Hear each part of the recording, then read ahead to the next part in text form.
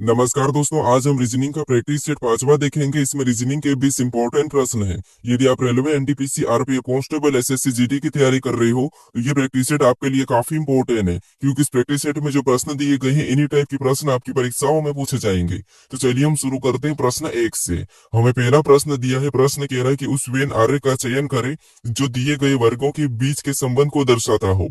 यानी हमें यहाँ पर संगीत दिया है, आवाज दिया, नृत्य दिया है, इनके बीच वेन डायग्राम कैसा बनेगा ये प्रश्न हमें पूछा है। ठीक है, देखिए जब भी हम वेन डायग्राम के प्रश्न को सोल्व करते हैं सबसे पहले हम क्या करते हैं, एक एक शब्द का डायग्राम बनाते हैं। तो यहाँ पर हमें क्या दिया है, संगीत दिया है, आवाज दिया और नृत्य दिया है। तो यहाँ पर हम क्या करेंगे, एक एक शब्द का डायग्राम बनाएंगे। तो यहाँ पर मान लीजिए सबसे पहले हम क्या करते हैं, संगीत का डायग्राम बना लेते हैं। तो ये हमने क्या किया, संगीत का डायग्राम बना लिया। ठीक है, उसके बाद फिर हम यहाँ पर क्या करेंगे, दूसरे शब्द का बनाएंगे जो कि हमें यहाँ पर दिया है आवाज। अब आवाज का डायग्राम बनाने से पहले हम ये देखेंगे कि जो हमने यहाँ पर संगीत का डायग्राम बनाया है कि संगीत का आवाज से कोई संबंध है या नहीं है। तो आप कहोगे यहाँ पर संगीत जो आवाज के अंतर्गत आता है तो इनका संबंध है। यानी आवाज का डायग्राम कैसा बनेगा, तो यहाँ पर बाहर से बनेगा और संगीत इसके अंदर हो जाएगा। ठीक है, उसके बाद फिर हम यहाँ पर क्या करेंगे, तीसरे शब्द का बनाएंगे जो कि हमें यहाँ पर दिया नृत्य। अब नृत्य का डायग्राम बनाने से पहले हम ये देखेंगे कि हमने यहाँ पर संगीत और आवाज का डायग्राम बनाया है कि इनका नृत्य से कोई संबंध है या नहीं है। तो आप कहोगे इनका कोई भी संबंध नहीं है, तो यहाँ पर नृत्य का डायग्राम कैसा बनेगा, इनसे अलग बनेगा। अब आपके मन में यहाँ पर डाउट आ रहा होगा कि यहाँ पर संगीत का संबंध नृत्य से हो सकता है और नृत्य संगीत के अंतर्गत आता है। तो ऐसा नहीं, देखिए संगीत के अंतर्गत ताल आती है, आवाज आती है, नृत्य नहीं आता है।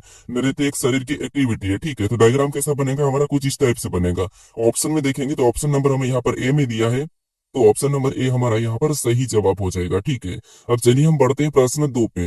अब दूसरे नंबर का प्रश्न दिया है। अब प्रश्न कह रहा है कि दी गई श्रृंखला में प्रश्न चिन्ह के स्थान पर क्या आएगा। यानी हमें यहाँ पर एक श्रृंखला श्रेणी दी और इसी में प्रश्नवाचक चिन्ह दिया है, यहाँ पर कौन सी संख्या आएगी ये हमें बताना है। ठीक है, देखिए जब भी हम श्रृंखला के प्रश्न को सोल्व करते हैं तो सबसे पहले हम संख्या को ध्यान से देखते हैं कि संख्या कैसे लिखी है, कि किसी का वर्ग लिखा है या फिर किसी का घन लिखा है, फिर सम संख्या लिखी है, विषम संख्या लिखी है, अभाज्य संख्या लिखी। तो यहाँ पर अगर हम संख्या को ध्यान से देखते हैं तो यहाँ पर संख्या हमारे पास वर्ग दिखाई दे रही है, एक दूसरे का वर्ग दिखाई दे रहा है। ठीक है, जैसे यहाँ पर देखिए पहली संख्या हमारी क्या है, 2 है, और 2 के बाद यहाँ पर 4 लिखा है, यानी यहाँ पर 2 का वर्ग करके अगली संख्या लिखे। उसके बाद फिर आगे देखेंगे तो यहाँ पर देखिए 4 के बाद क्या लिखा है, 16। यहाँ पर भी क्या करा, 4 का वर्ग कर दिया और 16 लिखा है। फिर आगे देखेंगे तो यहाँ पर 16 के बाद क्या लिखा है, 256। यहाँ पर भी देखिए 16 का वर्ग करके अगली संख्या 256 को लिखा है। तो उसी तरीके से हमें अगली संख्या बताना, तो यहाँ पर क्या करेंगे, हम 256 का भी वर्ग कर लेंगे। अब देखिए 256 तक तो किसी को वर्ग याद नहीं होता है, तो हम क्या करेंगे, यहाँ पर 256 गुने 256 कर लेंगे। ठीक है, क्या करेंगे, 256 गुने 256 कर लेंगे तो हमारा आंसर निकल जाएगा। अब देखिए अगर आप यहाँ पर एक ट्रिक लगाओगे, यानी कि इकाई अंक से सोल्व करोगे, तो आपका प्रश्न कुछ ही सेकंड में सोल्व हो जाएगा। जैसे सबसे पहले क्या होगा, यहाँ पर 6 6 36, यानी यहाँ पर क्या आएगा, इकाई अंक 6 आएगा। ऑप्शन में दिखाई देंगे कि इकाई अंक कहाँ पर 6, तो ऑप्शन में देखेंगे तो यहाँ पर 1 है और यहाँ पर 7 है और यहाँ पर 3 है। इकाई अंक हमें केवल ऑप्शन नंबर सी में दिखाई दे रहा है, तो हमें पूरा यहाँ पर सोल्व करने की जरूरत नहीं। ऑप्शन नंबर सी हमारा इस प्रश्न का सही जवाब होगा। अब अगर सोल्व भी करोगे तो यहाँ पर वही आंसर आएगा। ठीक है, ऑप्शन नंबर सी। अब चलिए हम बढ़ते हैं प्रश्न 3 पे। अब तीसरे नंबर का प्रश्न दिया है। अब प्रश्न कह रहा है कि नीचे दिए गए विकल्पों में से संबंधित अक्षरों को चुनिए। यानी यहाँ पर जिस प्रकार ग्रुप का संबंध TILF के से, उसी प्रकार स्टडी का संबंध किससे होगा ये हमें बताना है। ठीक है, तो ये हमारा एनालॉजी का प्रश्न है, तो हम सबसे पहले यहाँ पर ये पता करेंगे कि यहाँ पर ग्रुप का संबंध TILF कैसे कैसे है, उसी प्रकार हम यहाँ पर स्टडी का बताएंगे। ठीक है, तो यहाँ पर देखिए सबसे पहले हमें यहाँ पर कह दिया लेटर दिया और यहाँ पर भी हमें लेटर दिया है। तो हम क्या करते हैं, यहाँ पर देखते हैं क्या क्रॉसिंग मेथड है, रिवर्स मेथड, या फिर यहाँ पर प्लस हो रहा है, माइनस हो रहा है, या फिर उनका विपरीत है। ये 3 4 चीजें हम क्या करते हैं, अल्फाबेट में चेक करते हैं। ठीक है, तो यहाँ पर देखिए अगर हम देखेंगे तो यहाँ पर जी का यहाँ पर क्या लिखा है, T लिखा है, और आर का कोड यहाँ पर क्या लिखा है, I, और यहाँ पर ओ का क्या है, L, और यहाँ पर यू का F, और यहाँ पर पी का के। अगर हम इनको ध्यान से देखें तो आपको पता होगा ये इनके ऑपोजिट है, यानी कि विपरीत है। ठीक है, तो यहाँ पर देखिए जिससे जी का विपरीत क्या है, जी का विपरीत T है तो यहाँ पर T लिखा है, आर का विपरीत I है तो यहाँ पर I लिखा है, O का विपरीत L है तो यहाँ पर L लिखा है, U का विपरीत F है तो यहाँ पर F लिखा है, P का विपरीत K है तो यहाँ पर K लिखा है। तो उसी तरीके से यहाँ पर स्टडी में भी हम क्या करेंगे, इन लेटर का विपरीत बताएंगे। तो यहाँ पर देखिए S का विपरीत क्या है तो H है तो यहाँ पर हम H लिखेंगे, T का विपरीत क्या है तो T का विपरीत G है तो G लिखेंगे, U का विपरीत क्या है तो U का विपरीत F है तो F लिखेंगे, D का विपरीत क्या है W, तो हम यहाँ पर W लिखेंगे, और Y का विपरीत क्या है, Y का विपरीत B है। ठीक है, ये हम ऑप्शन में देखेंगे। ये अगर हम ऑप्शन में देखते हैं तो ऑप्शन नंबर हमें यहाँ पर सी में दिखाई दे रहा है, तो ऑप्शन नंबर सी हमारा यहाँ पर सही जवाब होगा। ठीक है, अब चलिए हम बढ़ते हैं प्रश्न 4 पे। अब 4 नंबर का प्रश्न दिया है। अब प्रश्न कह रहा है कि दिए गए विकल्पों में से असंगत को चुने। यानी हमें यहाँ पर 4 विकल्प दिए हैं, इनमें से 3 किसी न किसी प्रकार के समान है, लेकिन एक अलग है, उसका ही हमें यहाँ पर क्या करना है, चयन करना। ठीक है, तो यहाँ पर हमें संख्या दी है, तो यहाँ पर हम संख्या को देखेंगे क्या वर्ग लिखा है या फिर घन लिखा है। तो यहाँ तो ना किसी का वर्ग लिखा और ना ही किसी का घन लिखा है। तो यहाँ पर क्या कर सकते हैं, देखिए अब यहाँ पर सम विषम देखते हैं, तो यहाँ पर सारी की सारी संख्या हमारी कौन सी विषम संख्या दिखाई दे रही, सम तो एक भी नहीं है। तो फिर यहाँ पर क्या कर सकते हैं, हम यहाँ पर हम देखते हैं अभाज्य संख्या। लेकिन अभाज्य संख्या हमारे पास यहाँ पर दो संख्या जो 37 और 41 दो अभाज्य संख्या है, हमें तो यहाँ पर एक अलग बताना है। तो यहाँ पर क्या कर सकते हैं, अब देखिए यहाँ पर हम क्या करेंगे, लॉजिक लगाएंगे डिजिट का योग। यहाँ पर देखिए 39 का आपस में जोड़ देंगे, 39 को आपस में जोड़ेंगे, 3 और 9 कितने होंगे 12। उसके बाद यहाँ पर 35 को भी आपस में जोड़ेंगे तो 3 और 5 कितने होंगे 8। ठीक है, उसके बाद यहाँ पर 37 को भी आपस में जोड़ेंगे तो यहाँ पर 3 और 7 10, यहाँ पर कितना हो रहा है 10। उसके बाद यहाँ पर 41 को भी आपस में जोड़ेंगे तो 4 और 1 कितने होंगे 5। अब यहाँ पर देखिए आपको यहाँ पर कोई अलग दिखाई दे रहेगा तो आपको होगा, देखिए 12 सम संख्या है, 8 सम संख्या है, 10 भी सम संख्या है, लेकिन हमारा ये जो 5 है ये विषम संख्या है, अभाज्य संख्या है, ये अलग है। तो यही वाला ऑप्शन हमारा असंगत होगा, ऑप्शन नंबर डी। ठीक है, अब चलिए हम बढ़ते हैं प्रश्न 5 पे। अब 5 नंबर का प्रश्न दिया है। अब प्रश्न करे कि विलुप्त संख्या को ज्ञात कीजिए। ये नहीं हमें यहाँ पर इन आकृति दी है और इनमें एक प्रश्नवाचक चिन्ह दिया है, यहाँ पर कौन सी संख्या होगी ये हमें बताना है। ठीक है, देखिए जब भी हम क्या करते हैं लुप्त संख्या के प्रश्नों को सोल्व करते हैं तो सबसे पहले हम क्या करते हैं कि प्रश्नवाचक चिन्ह कहाँ पर है ये देखते हैं। तो प्रश्नवाचक चिन्ह हमारा यहाँ पर है बीच में। तो हम देखेंगे कि इसी की जगह बाकी की संख्या कैसे लिखी हम चेक करते हैं। जैसे यहाँ पर 60 कैसे लिखा है और यहाँ पर 39 कैसे लिखा है, इन संख्या का पता करके फिर हम क्या करेंगे, सेम तरीके से यहाँ पर संख्या को बताएंगे। तो सबसे पहले हम यहाँ पर 39 और 60 को पता करेंगे। तो यहाँ पर देखिए इनको कैसे पता करेंगे, तो सबसे पहले यहाँ पर क्या लिखा 3 7 और यहाँ पर 6 लिखा है। इन संख्या को ऐसा क्या करें कि हमें यहाँ पर 39 मिले, सेम तरीके से यहाँ पर भी इन संख्याओं के साथ ऐसा क्या करें कि हमें यहाँ पर 60 मिले। ठीक है, दोनों में एक ही तरीका लगाना है। तो यहाँ पर देखिए सबसे पहले क्या करते हैं, हम जोड़ के देखते हैं। तो 3 और 7 को जोड़ेंगे तो 10 और 10 में हम 6 को जोड़ेंगे तो 16 हो रहा है, और यहाँ पर कितना लिखा है 39। तो जोड़ के तो कुछ होगा नहीं। अगर हम इनका हम क्या करते हैं आपस में गुणा करते हैं, तो यहाँ पर देखिए 7 से कितने होते हैं 42, कितने हो जाएंगे 42। और ऊपर वाली संख्या को अगर हम घटाते हैं 42 में से तो कितने बचेंगे 39, और 39 यहाँ पर है। यही तरीका दूसरी आकृति में लगाते हैं। तो यहाँ पर क्या करेंगे, सेम तरीके से नीचे वाली संख्या का गुणा करेंगे। तो 12 त्रिया कितने होते हैं, तो 36 होते हैं। ठीक है, और ऊपर वाली संख्या को भी यहाँ पर क्या करेंगे, माइनस कर लेंगे सेम तरीके से। तो 36 में से 4 माइनस करेंगे मतलब 32 बचेंगे। और यहाँ पर क्या लिखा है 60 लिखा, मतलब ये तरीका नहीं लगेगा। तो फिर यहाँ पर क्या कर सकते हैं, देखिए अगर हम यहाँ पर नीचे वाली संख्या को जोड़ देते हैं तो 7 से कितने हो रहे हैं 13 हो रहे हैं। ठीक है, और ऊपर वाली संख्या को क्या करते हैं, हम गुणा कर देते हैं, यानी 13 का 3 गुना करते हैं। तो 13 3 कितने होते हैं 39 होते हैं, और यहाँ पर 39 दिया है। इसी तरीके से हम दूसरी आकृति में पता करते हैं। तो यहाँ पर भी क्या करेंगे, सेम तरीके से इनको जोड़ देंगे। तो 12 3 कितने होंगे 15, और 15 को भी क्या करेंगे ऊपर वाली संख्या के साथ गुणा कर देंगे। तो 15 चौको कितने होते हैं 60, और 60 भी यहाँ पर लिखा। यानी दोनों आकृति में हमारा एक ही तरीके से आंसर आ चुका है, बीच वाली संख्या। तो इसी तरीके से यहाँ पर हम क्या करेंगे, बताएंगे संख्या। तो इनको जोड़ लेंगे। तो 18 6 को जोड़ेंगे तो कितने हो जाएंगे 24, और ऊपर वाली संख्या के साथ हम गुणा कर देंगे, क्योंकि यहाँ पर किया है यहाँ पर भी किया है। तो यहाँ पर क्या करेंगे, गुणा करेंगे तो ऊपर वाली दो संख्या है। तो 24 का 2 गुना कितना होता है, तो 24 का 2 गुना होता है 48। तो जो प्रश्नवाचक चिन्ह है यहाँ पर क्या हो जाएगा 48 हो जाएगा। ऑप्शन में देखिए तो ऑप्शन नंबर हमें यहाँ पर ए में दिया है, ऑप्शन नंबर ए हमारा यहाँ पर सही जवाब हो जाएगा। ठीक है, अब चलिए हम बढ़ते हैं प्रश्न 6 पे। अब 6 नंबर का प्रश्न दिया है। अब प्रश्न करा कि यदि ईयर बराबर 235, टीक बराबर 7238 है तो कराटे बराबर क्या होगा, ये प्रश्न हमें पूछा है। ठीक है, तो ये हमारा कोडिंग डिकोडिंग का प्रश्न है। तो यहाँ पर हम पता करेंगे कि ईयर बराबर 235 कैसे लिखा है और टीक बराबर 3238 कैसे लिखा है, ये हम चेक करेंगे। ठीक है, तो ये हमारा कोडिंग डिकोडिंग का प्रश्न है। अब देखिए हम कोडिंग डिकोडिंग के प्रश्नों को सोल्व करते तो क्या करते हैं, जब भी लेटर से संख्या लिखी हुई मिलती है तो उन लेटर को हम क्या करते हैं संख्या में बदलते हैं। ठीक है, तो यहाँ पर देखिए जैसे ई दिया है तो ई एबीसीडी में कितने नंबर पे आता है, तो आप हो गए 5 नंबर पे आता है।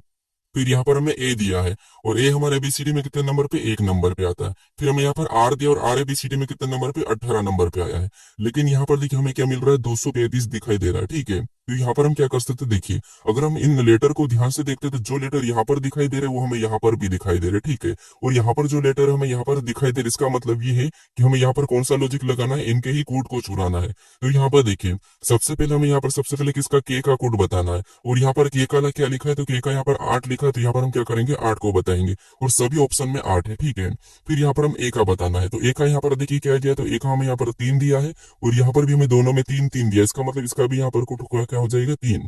उसके बाद हमें किसका आर का बताना है। और आर का कोड यहाँ पर क्या दिया है, 5 दिया है। तो यहाँ पर हम क्या करेंगे, इसका भी कोड 5 बताएंगे, ठीक है। उसके बाद वापस हमें ए का बताना, तो ए का कोड क्या है, 3 है। उसके बाद हमें टी का बताना, और टी का कोड यहाँ पर क्या है, टी का कोड हमें यहाँ पर 7 दिया है। तो यहाँ पर भी हम क्या करेंगे, 7 लिख लेंगे। उसके बाद यहाँ पर हमें ई का बताना है, और ई का कोड यहाँ पर क्या दिया है, 2 दिया है। और यहाँ पर भी हमें सेम तरीके से 2 ही दिया है, तो इसका भी कोड यहाँ पर क्या हो जाएगा, 2 हो जाएगा, ठीक है। ये ऑप्शन में देखिए 83, 53, 72।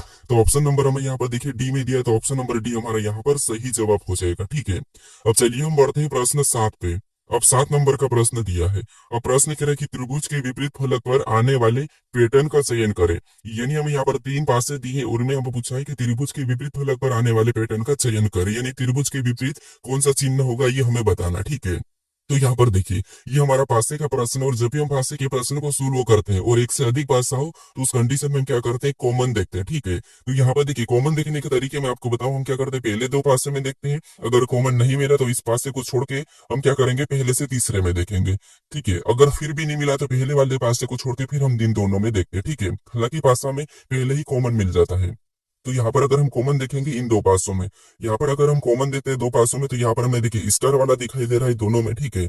उसके बाद यहाँ पर हमारा ब्लैक वाला चिन्ह भी हमें यहाँ पर दोनों में कॉमन दिखाई दे रहा है। और जब भी पासे में 2 कॉमन हो, उस टाइम क्या होता है कि जो बचा हुआ सतह वो एक दूसरे के विपरीत हो जाता है। तो यहाँ पर देखिए, जैसे त्रिभुज चिन्ह है, इसके विपरीत क्या हो जाएगा, ये आयत हो जाएगा। ऑप्शन में देखिए आयत कहाँ पर है, तो ऑप्शन नंबर हमें कहाँ पर दिया, ऑप्शन नंबर बी में दिया है। अब ये तो हमें वर्ग तरह भी दिखाई दे रहा है, ठीक है। वर्ग भी इस टाइप होता है, और आयत भी 4 कोने वाला ही होता है, लेकिन वर्ग हमारे पास ऑप्शन में नहीं है, तो हम कौन सा ऑप्शन लगाएंगे, ऑप्शन नंबर बी वाला लगाएंगे, ठीक है। तो यहाँ पर त्रिभुज का विपरीत क्या हो जाएगा, तो यहाँ पर आयत हो जाएगा। अब चलिए हम बढ़ते हैं प्रश्न 8 पे। अब 8 नंबर का प्रश्न दिया है। अब प्रश्न कह रहा है कि दी गई आकृति की सही दर्पण छवि का चयन करें। यानी हमें यहाँ पर आकृति दी है, और इसकी एम एन रेखा का प्रतिबिंब कैसा बनेगा, ये प्रश्न हमें पूछ रहा है, ठीक है। तो ये हमारा क्या है, दर्पण प्रतिबिंब का प्रश्न है। अब देखिए, यहाँ पर एम एन रेखा दी है, तो इसका प्रतिबिंब किधर बनेगा, तो इस साइड बनेगा। अब यहाँ पर इस साइड कैसे बनेगा, तो यहाँ पर देखिए, सबसे पहले तो ये त्रिभुज तो वैसा ही रहेगा, ठीक है। त्रिभुज कैसा रहेगा, कुछ इस टाइप से ही रहेगा। और ये जहां पर ये वाली लाइन है, ठीक है, ये पलट के किधर आ जाएगी, यहाँ पर आ जाएगी। किधर आ जाएगी, यहाँ पर। ऑप्शन में देखेंगे तो ऑप्शन ए में नहीं है, ऑप्शन बी में नीचे चलेगा ये, ऑप्शन सी में इसी साइड है, तो ये भी नहीं होगा। तो ऑप्शन हमारा बचा कौन सा वाला, डी वाला। तो यही वाला हमारा यहाँ पर सही जवाब होगा। अब जो स्टार का स्थान है, ठीक है, ये इस तरफ है, तो यहाँ पर ये किधर आ जाएगा, इस तरफ आ जाएगा। किधर, इस तरफ। तो यहाँ पर भी वही है, तो मतलब ऑप्शन नंबर डी हमारा इस प्रश्न का सही जवाब होगा, ठीक है। अब चलिए हम बढ़ते हैं प्रश्न 9 पे। अब 9 नंबर का प्रश्न दिया है। अब प्रश्न करा कि दी गई श्रृंखला में आने वाले अगले 2 अक्षरों कौन से होंगे। यानी यहाँ पर हमारे पास अक्षरों की एक श्रृंखला है, ठीक है। आने वाले 2 अगले अक्षर कौन से होंगे, ये हमें बताना है। तो यहाँ पर देखिए, इस श्रृंखला को अगर हम देखेंगे, तो यहाँ पर क्या लिखा है, ए लिखा है, फिर बी लिखा है, फिर डी लिखा है, फिर ई 3 बार लिखा है, फिर एच लिखा है, फिर आई 3 बार लिखा है। तो यहाँ पर श्रृंखला के पैटर्न को समझिए। जिससे सबसे पहले क्या लिखा, ए लिखा, लेकिन यहाँ पर देखिए डबल बी, यानी यहाँ पर देखिए, इसको देखेंगे तो 2 बी लिखा, मतलब 2 बी, ठीक है।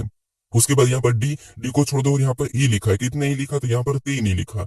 यहाँ पर एच को छोड़ दो, यहाँ पर कितना आई लिखा, 3 आई, 3 आई लिखा, ठीक है। तो यहाँ पर भी हम क्या करेंगे, सीरीज पूरा करने के लिए एक आई बना लेंगे, कि यहाँ पर देखिए 2 आई, 3 आई, तो अगला यहाँ पर क्या हो जाएगा, 4 आई हो जाएगा, ठीक है। तो ये हमने आई को भर दिया। उसके बाद यहाँ पर ए बी वाले को ए डी वाले को पैटर्न को देखते हैं। तो यहाँ पर ए के बाद क्या लिखा है, डी लिखा है, मतलब यहाँ पर कितना प्लस किया है, तो यहाँ पर 3 प्लस कर दिया। फिर यहाँ पर देखिए डी के बाद यहाँ पर क्या लिखा है, एच लिखा है, यानी यहाँ पर कितना प्लस किया है, तो डी से एच मतलब यहाँ पर 4। तो अगला लेटर बताने के लिए इसमें हम क्या करेंगे, 5 प्लस कर लेंगे। क्या करेंगे, 5 प्लस। तो एच में 5, एच हमारा 8 नंबर पे आता है, ठीक है, ये 8 नंबर पे आता है। 5 प्लस करेंगे तो 13, और 13 नंबर पे क्या आता है, तो आप कहोगे एम आता है। तो ऑप्शन में देखिए आई एम कहाँ पर है, तो ऑप्शन नंबर हमें यहाँ पर डी में दिया है, तो ऑप्शन नंबर डी हमारा इस प्रश्न का सही जवाब होगा, ठीक है। अब चलिए हम बढ़ते हैं प्रश्न 10 पे। अब 10 नंबर का प्रश्न दिया है। अब प्रश्न कह रहा है कि निम्नलिखित समीकरण में प्रश्न चिन्ह के स्थान पर कौन से चिन्हों को रखने पर पूर्ण होगी।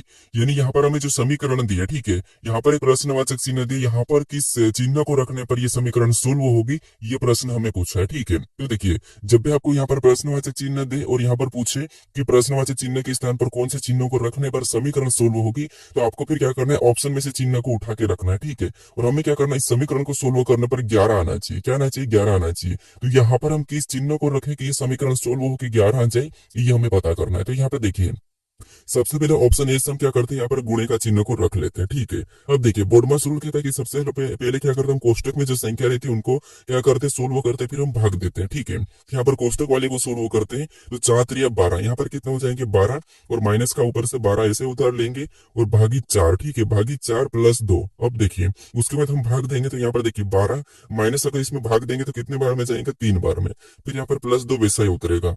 उसके बाद यहाँ पर 12 में से 3 घटा लेंगे तो यहाँ पर कितने बचेंगे, आपको होगा 9।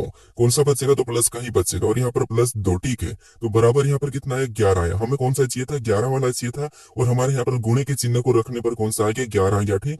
तो ऑप्शन नंबर हमारा ए वाला है यहाँ पर सही जवाब होगा, ठीक है। अगर इससे नहीं आता तो हम क्या करते हैं, ऑप्शन बी से उठाते हैं। अब चलिए हम बढ़ते हैं प्रश्न 11 पे। अब 11 नंबर का प्रश्न दिया है। अब प्रश्न क्या कि यदि y की बहन x है, y की माँ z है, और z पिता w, जेड का पिता डब्ल्यू है, ठीक है, और जेड का पति वी है, तो वी का भाई वाई का कौन है, ये प्रश्न हमें पूछ रहा है, ठीक है। देखिए सबसे पहले ये हमारा कौन सा रक्त संबंध का प्रश्न है, तो हमें क्या करना है, प्रश्न को थोड़ा थोड़ा समझ के सोल्व करना है। अब इन प्रश्नों को किससे सोल्व करते हैं, थोड़ा सा मैं तरीका बताता हूँ। मान लीजिए आप हो, ठीक है, ये मान लीजिए ये कौन हो, आप हो।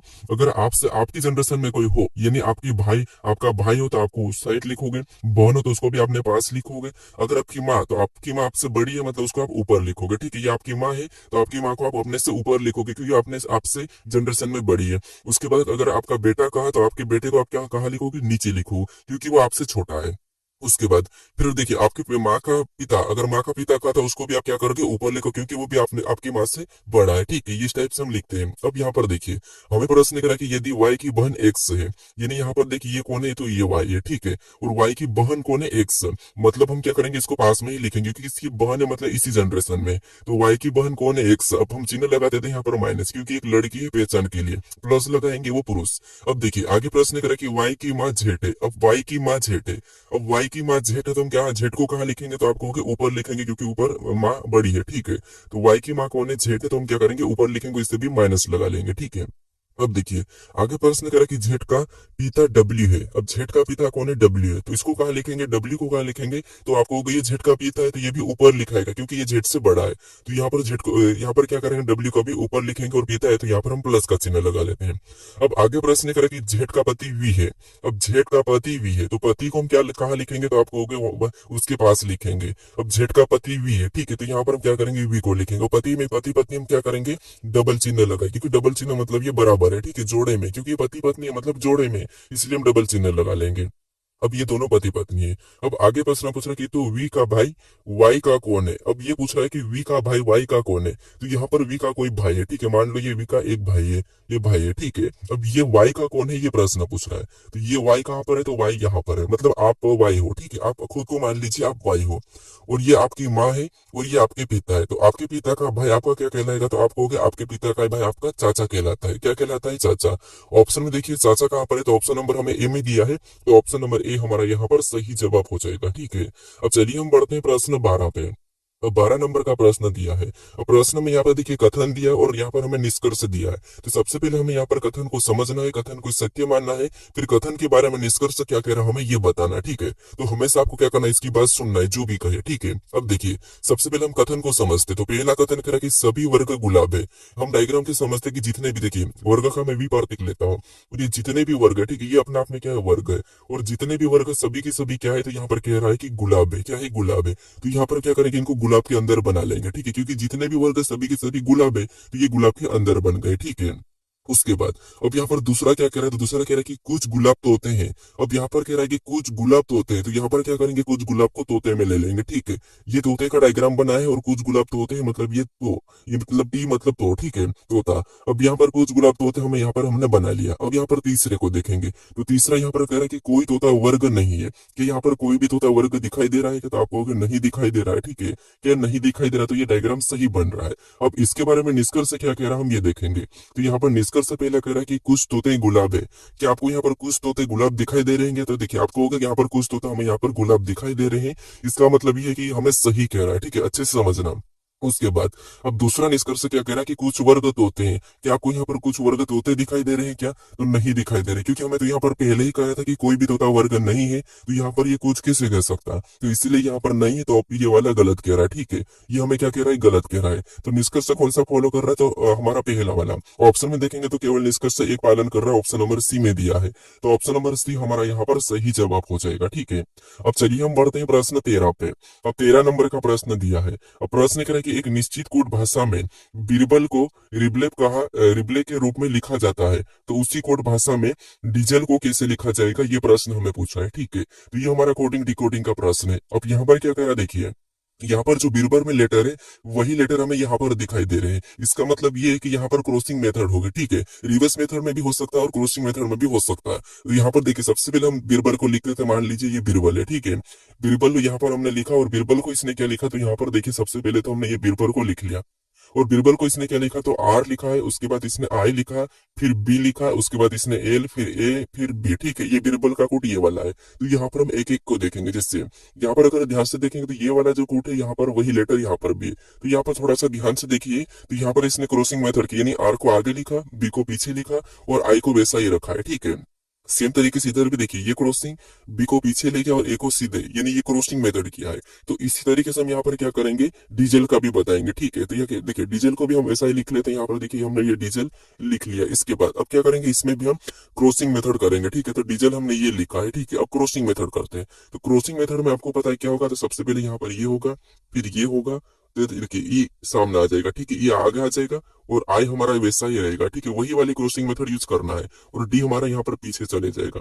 वापस से इधर भी क्रॉसिंग करेंगे तो एल आगे आएगा और एस पीछे जाएगा। ठीक है, और ई बीच में आ जाएगा। ई कहाँ जाएगा, बीच में आ जाएगा। यहाँ पर जो क्रॉसिंग मेथड है सेम क्रॉसिंग मेथड हमने यहाँ पर भी किया है। तो ये हम ऑप्शन में देखते हैं कि E I D L E S कहाँ पर है।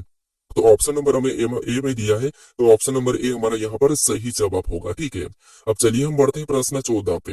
अब 14 नंबर का प्रश्न दिया है। अब प्रश्न कह रहा है कि यदि आज 23/2/2012 के दिन गुरुवार है, तब आज से 51 दिन बाद कौन सा दिन होगा, ये प्रश्न हमें पूछा है। ठीक है, यानी आज अगर गुरुवार है तो आज से 51 दिन बाद कौन सा दिन होगा, ये प्रश्न हमें पूछ रहा है। तो देखिए जब भी आपको कभी भी आज से कितने भी दिन पूछे, आज से कितने भी दिन पूछे, कितने भी दिन बाद कौन सा दिन होगा ये पूछे, तो आपको क्या करना है, उसमें हफ्ते में कितने दिन, 7 दिन होते, तो उसमें आपको 7 से भाग दे देना है। जिससे यहाँ पर हमें पूछा कि 51 दिन बाद कौन सा दिन होगा, तो यहाँ पर हम क्या करेंगे, 51 में 7 से भाग दे देंगे। अब देखिए 7 से भाग देंगे तो आपको पता है कितने बार में कटेगा, तो ये पूरा पूरा कर देगा 13 बार में। शेष पर हमारे पास रिमाइंडर कितना बचा, तो आपको होगा 0 बचा है। अगर रिमाइंडर 0 बचता है तो दिन कौन सा होता है, वही होता है। यहाँ पर अगर गुरुवार है तो वहां पर भी क्या होगा, गुरुवार ही होगा। तो ऑप्शन में देखिए, तो ऑप्शन नंबर डी हमारा इस प्रश्न का सही जवाब होगा। ठीक है, अब 15 नंबर का प्रश्न दिया है। अब प्रश्न कह रहा है कि शब्द दिल्ली के सभी अक्षरों का उपयोग करके कितने सार्थक शब्द बनाए जा सकते हैं। ठीक है, अब देखिए काफी सारे स्टूडेंट इसमें कंफ्यूज होते हैं कि यहाँ पर सार्थक शब्द हम कैसे बनाए। ठीक है, तो हमें यहाँ पर दिल्ली शब्द दिया है। ठीक है, इनके अक्षरों का उपयोग करके कितने सार्थक शब्द बनाए जा सकते हैं, ये प्रश्न पूछ रहा है। तो देखिए जब भी आपको कोई सा भी शब्द दो, कितने भी लेटर दो, आपको सार्थक शब्द कैसे बनाना, तो यहाँ पर आपको लेटर को गिनना है। जैसे यहाँ पर देखिए कितने लेटर है, 1 2 3 4 5, टोटल लेटर कितने, 5 है। ठीक है, कितने, 5 लेटर, तो इसका फैक्टोरियल बनाने के कोर्स कितना बनेगा, 5 फैक्टोरियल बनेगा। ठीक है, कैसे देखिए हम लिखेंगे इसके 5 गुना 5 से कम 4 गुना 3 गुना 2 गुना 1, जहां तक 0 नहीं आए। ठीक है, ये लिखा हमने। अब इनमें गुणा करना है, तो यहाँ पर आपको हो गया 5 चुके 20, 20 3 60, 60 दूना 120, 120 कम 120, इसको गुणा करने पर कितना है, 120। ऑप्शन में देखिए 120 कहाँ पर है, तो ऑप्शन नंबर हमें यहाँ पर सी में दिया है, तो ऑप्शन नंबर सी हमारा यहाँ पर सही जवाब होगा।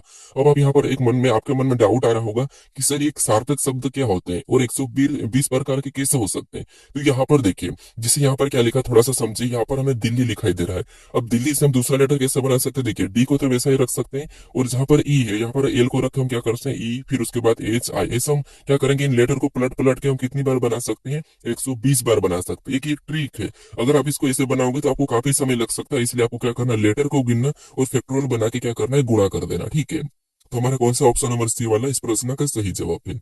अब चलिए हम बढ़ते हैं प्रश्न 16 पे। अब 16 नंबर का प्रश्न दिया है। अब प्रश्न करें कि दिए गए विकल्पों में से उस शब्द का चयन करें जिसे दिए गए शब्दों के अक्षरों का उपयोग करके नहीं बनाया जा सकता है। यानी यहाँ पर लाफ्टर हमें दिया है। ठीक है, इसका उपयोग करके कौन सा शब्द नहीं बनाया जा सकता है, ये प्रश्न हम पूछा है। तो देखिए लाफ्टर में जो लेटर है, लाफ्टर में जो जितने लेटर है वही लेटर यहाँ पर होना चाहिए, अगर नहीं होगा वो नहीं बनाया जा सकता।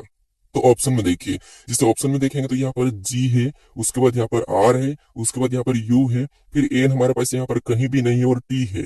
मतलब यहाँ पर लेटर हमें यहाँ पर अलग दिखाई दे रहा है। जो लाफ्टर में है वो भी लेटर यहाँ पर नहीं है, ठीक है। जो लाफ्टर में लेटर नहीं है वो यहाँ पर है, मतलब इसको हम नहीं बना सकते हैं। और हमें पूछा था कि नहीं बनाया जा सकता है, तो नहीं कौन सा नहीं बनाया जा सकता, तो ऑप्शन नंबर ए वाला नहीं बनाया जा सकता है। तो ऑप्शन नंबर ए हमारा यहाँ पर सही जवाब होगा।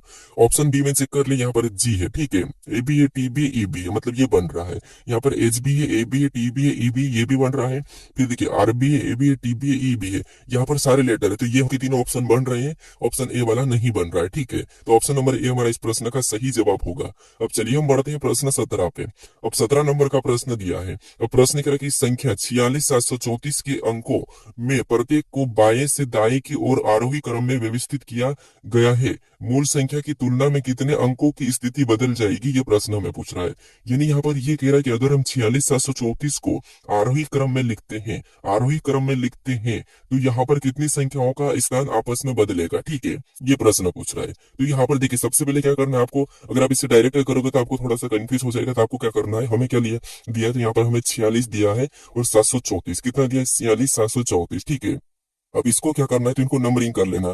कितने, तो देखिए ये 1 नंबर पे, ये 2 नंबर पे है, ये 3 नंबर पे, ये 4 नंबर पे, ये 5 नंबर पे, ठीक है। ये नंबर हमने कर लिया। जैसे ये 4 है, ये कितने नंबर पे, 1 नंबर पे, ये हमारा कितने नंबर पे, 2 नंबर पे, ये हमारा 3 नंबर पे, ये 4 नंबर पे, ये सॉरी ये 5 नंबर पे, ठीक है। क्योंकि हमें यहाँ पर देखिए बाएं से दाएं कहा है। अब देखिए उसके बाद फिर हम यहाँ पर क्या करेंगे, इनको आरोही क्रम में लिखेंगे। अब आरोही क्रम का मतलब आपको पता है कि बढ़ते क्रम है, ठीक है, छोटे से बड़े की ओर मतलब बढ़ते क्रम में। तो यहाँ पर सबसे छोटा कौन है, तो आप कहोगे 3 है, तो हम यहाँ पर क्या करेंगे, 3 को लिखेंगे। तो 3 हमारा कितने नंबर पे आ गया, कहोगे 1 नंबर पे। उसके बाद हम यहाँ पर 4 को लिखेंगे, 4 2 4 है तो 2 को एक साथ लिख लेते हैं। उसके बाद 6 है, फिर 7 है, ठीक है, 6 है 7 है, ये हमने आरोही क्रम में लिखा। उसके बाद इनके भी नंबर करते हैं। तो ये 1 नंबर पे आया, ये हमारा 2 नंबर पे, ये 3 नंबर पे, ये 4 नंबर पे और ये 5 नंबर पे आया। अब देखिए यहाँ पर देखेंगे तो 4 कितने नंबर पे, 1 नंबर पे, कितने नंबर पे, 1 नंबर पे। लेकिन यहाँ पर 2 नंबर पे और 3 नंबर पे आ रहा है, मतलब एक स्थान हमारा बदल गया, ठीक है, ये वाला हमारा बदल गया। फिर यहाँ पर 4 को और देखेंगे तो 4 यहाँ पर 2 नंबर पे आया, कि यहाँ पर 4 2 नंबर पे है क्या, तो आप कहोगे नहीं, 2 नंबर पे तो 6 आ रहा है, क्या आ रहा है, 6 आ रहा, मतलब ये दूसरा वाला भी बदल गया है, ठीक है। उसके बाद यहाँ पर देखेंगे 4 कितने नंबर पे, अब 3 नंबर पे आ रहा है, यहाँ पर 3 नंबर पे 4 आ रहा है क्या, तो आप कहोगे नहीं, यहाँ पर तो 3 नंबर पे 7 आ रहा है, मतलब ये भी स्थान बदल गया है। फिर यहाँ पर देखिए 6 नंबर, यानी 6 कितने नंबर पे आ रहा है, तो ये 4 नंबर पे आ रहा है, ये 4 नंबर पे यहाँ पर 6 आ रहा है क्या, तो आप कहोगे नहीं, 6 तो हमारा 2 नंबर पे आ रहा था, 4 नंबर पे तो 3 आ रहा था, क्या आ रहा था, 3 आ रहा था, तो ये भी स्थान बदल गया। यहाँ पर तो क्या आ गया, 6 आ गया। फिर हम यहाँ पर देखेंगे 7 7 वाला कितने नंबर पे, 5 नंबर पे है, क्या 5 नंबर पे यहाँ पर 7 है क्या, तो नहीं, आप कहोगे यहाँ पर तो 4 है, 4 हमारा 5वें नंबर पे था, तो इसका भी स्थान बदल गया। मतलब पांचों लेटर की क्या होंगे, यहाँ पर पांचों संख्या के स्थान आपस में बदलेंगे, ठीक है। तो ऑप्शन में देखिए 5 कहाँ पर है, तो ऑप्शन नंबर डी में दिया है, तो ऑप्शन नंबर डी हमारा इस प्रश्न का सही जवाब हो गया है, ठीक है, आपको समझ में आ चुका होगा। अब चलिए हम बढ़ते हैं प्रश्न 18 पे। अब 18 नंबर का प्रश्न दिया है। अब प्रश्न कह रहा है कि दी गई आकृति में कितने त्रिभुज है, यानी इस आकृति में त्रिभुज की संख्या कितनी है, ये हमें बताना है, ठीक है। तो यहाँ पर देखिए सबसे पहले हम क्या करते हैं, सिंगल सिंगल गिन लेते हैं। जैसे यहाँ पर देखिए 1, फिर ये 2, ये हमारा 3, ये 4 और ये 5। हमने 5 तो हमने सिंगल गिन लिया, ठीक है। हमने यहाँ पर क्या किया, 5 सिंगल गिना। उसके बाद हम यहाँ पर क्या करते हैं, दो दो को गिनते हैं। तब दो दो कहाँ से बनेंगे, तो एक तो हमारा यहाँ से बन रहा है ये एक, ठीक है, एक हमारा यहाँ से बना है एक। उसके बाद अब दूसरे को देखेंगे तो दूसरा हमारा यहाँ से बन रहा है, ये हमारा एक यहाँ से दूसरा बना है 2। उसके बाद और गने देखेंगे, तीसरा कहाँ से बन रहा है, तीसरा हमारा यहाँ से बन रहा है, ये हमारा तीसरा है, ठीक है, ये 3। उसके बाद चौथा देखेंगे तो चौथा हमारा कहाँ से बन रहा है, तो चौथा हमारा यहाँ से बन रहा है, ये वाला, ये हमारा चौथा बना है, ठीक है, कौन सा, ये वाला।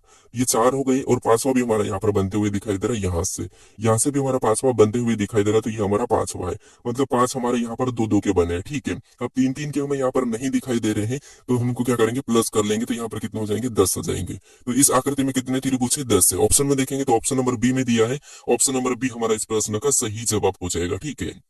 अब चलिए हम बढ़ते हैं प्रश्न 19 पे।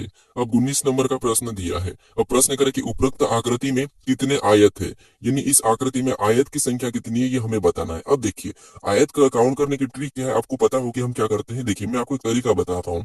यहाँ पर हम क्या करते हैं, सिंगल सिंगल गिनते, फिर दो दो गिनते, फिर चार चार गिनते, ये तरीका नहीं है, ठीक है। आपको क्या करना है, एक ट्रिक लगाना है। सबसे पहले जैसे ये कॉलम है, ठीक है, एक कॉलम, 2 कॉलम, 3 कॉलम, 4 कॉलम है, तो जितने कॉलम है उतने आपको क्या करना है, संख्या लिखनी है। जैसे ये पहला कॉलम है, ठीक है, ये हमारा दूसरा, ये तीसरा और ये चौथा कॉलम है, ठीक है। ऊपर से देखेंगे तो यहाँ पर ये पहला, ये दूसरा और ये तीसरा और ये चौथा, ये कॉलम हमने संख्या लिखी। उसके बाद आपको क्या करना है, इनको प्लस कर देना। जैसे इनको जोड़ेंगे तो 1 और 2 3 और 3 और 3 6, 6 4 10। यहाँ पर जोड़े नंबर कितना हुआ, 10 हुआ है, ठीक है। इधर भी वैसा ही करेंगे तो यहाँ पर भी जोड़े नंबर 4 तक है, मतलब यहाँ पर भी 10 होगा। अब जो हमने जोड़कर जो संख्या लिखी उनको क्या करना है, आपस में गुणा कर देना। क्या करना है, जितने भी है उनको आपस में गुणा कर देना। इधर 10 था इधर 10 था, हमने गुणा किया तो यहाँ पर कितने हो जाएंगे, 100 हो जाएंगे।